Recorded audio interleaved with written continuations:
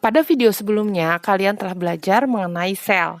Sel merupakan unit terkecil penyusun makhluk hidup yang mampu melakukan fungsi kehidupan seperti bernafas dan berkembang biak. Oleh karena itu, sel disebut juga sebagai unit fungsional dan struktural terkecil dari makhluk hidup. Kumpulan sel yang memiliki bentuk dan fungsi yang sama dinamakan jaringan. Misalkan sel-sel otot akan bergabung menjadi jaringan otot. Sel-sel darah akan bergabung menjadi jaringan darah. Sel-sel epidermis akan bergabung menjadi jaringan epidermis, dan lain-lain. Apa saja sih jaringan-jaringan pada hewan dan juga jaringan pada tumbuhan? Yuk kita cari tahu! Oke, kita mulai dengan jaringan pada hewan. Jaringan pada hewan dibagi menjadi 4 jenis. Yang pertama adalah jaringan epitel, kemudian yang kedua jaringan otot, ketiga jaringan ikat, dan keempat jaringan syaraf. Oke, kita bahas satu-satu ya. Kita mulai dari jaringan epitel. Jaringan epitel ini terdapat pada seluruh permukaan luar tubuh atau kulit.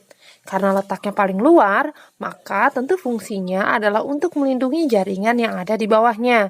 Dan karena harus melindungi jaringan yang ada di bawahnya, maka susunan sel-selnya sangatlah rapat. Selanjutnya, jaringan otot. Tentu ya, kalau jaringan otot ini tersusun dari sel-sel otot. Ingat juga bahwa otot adalah alat gerak aktif. Ototlah yang berperan penting dalam sistem gerak kita. Karena ototlah yang menggerakkan tulang, sedangkan tulang adalah alat gerak pasif. Bayangkan saja, jika kita keseleo, maka akan sulit bagi kita untuk menggerakkan tulang, bukan? Nah, jaringan otot ini ada 3 macam. Yang pertama adalah otot polos, kedua otot lurik, dan yang ketiga otot jantung. Nah, berikut adalah tabel perbedaan dari otot polos, otot lurik, dan otot jantung. Kemudian, jaringan syaraf. Jaringan syaraf terdiri dari sel-sel syaraf. Berikut adalah gambar struktur sel syaraf yang menyusun jaringan syaraf. Perlu kamu ketahui juga bahwa jaringan syaraf ini berfungsi untuk menghantarkan impuls atau rangsangan dari panca indera ke syaraf pusat. Itulah sebabnya mengapa kita bisa merasakan sakit, mencicipi rasa makanan, menghirup wangi bunga, melihat sesuatu yang indah, dan lain-lain. Yang terakhir, jaringan penghubung. Jaringan penghubung ini banyak sekali macamnya, mulai dari jaringan ikat longgar, jaringan adiposa atau lemak, jaringan ikat berserat, jaringan tulang rawan, jaringan tulang sejati, dan juga jaringan darah. Jaringan penghubung ini berfungsi untuk mengikat atau menyokong bagian jaringan yang lain. Itulah sebabnya ketika kamu berlari atau melompat, organ-organ yang ada di dalam tubuhmu tidak jatuh dan tetap berada pada posisinya. Oke, sekarang kita masuk ke jaringan pada tumbuhan. Jaringan pada tumbuhan bisa dikelompokkan menjadi 2 bagian besar. Yang pertama adalah jaringan meristem yang aktif membelah, dan yang kedua adalah jaringan dewasa atau jaringan permanen. Jaringan meristem disebut juga dengan jaringan muda. Jaringan ini sel-sel penyusunnya aktif membelah. Keberadaan jaringan meristem inilah yang membuat tumbuhan bisa bertambah besar dan bertambah tinggi. Jaringan ini terdapat pada ujung akar, ujung tunas, dan juga kambium. Selanjutnya jaringan dewasa. Jaringan ini disebut juga dengan jaringan permanen. Ada 4 jaringan permanen pada tumbuhan. Yang pertama adalah jaringan epidermis.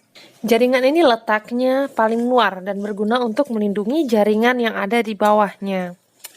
Perhatikan ya, pada organ daun karena permukaannya ada 2, maka jaringan epidermisnya pun ada 2. Ada jaringan epidermis atas, ada juga jaringan epidermis bawah. Yang kedua adalah jaringan parenkim. Jaringan parenkim disebut juga sebagai jaringan dasar atau jaringan pengisi. Kenapa disebut sebagai jaringan pengisi? Karena jaringan inilah yang mengisi ruang antar jaringan. Fungsi lain dari jaringan parenkim adalah sebagai tempat untuk melakukan fotosintesis dan menyimpan cadangan makanan. Jaringan parenkim yang terdapat pada daun disebut dengan jaringan mesofil, yang terdiri dari jaringan palisade dan jaringan spons, di mana di kedua tempat ini terdapat banyak mengandung klorofil. Yang ketiga, jaringan pengangkut. Jelas ya, jaringan pengangkut ini terdiri dari 2 macam, yaitu silem atau pembuluh tapis yang berfungsi untuk mengangkut air dan garam mineral dari akar ke seluruh bagian tumbuhan, dan floem atau pembuluh kayu yang berfungsi untuk mengangkut hasil fotosintesis dari daun ke seluruh bagian tumbuhan. Yang terakhir atau yang keempat adalah jaringan penyokong. Jaringan ini fungsinya untuk memperkokoh struktur tumbuhan agar bisa tegak berdiri dan kuat.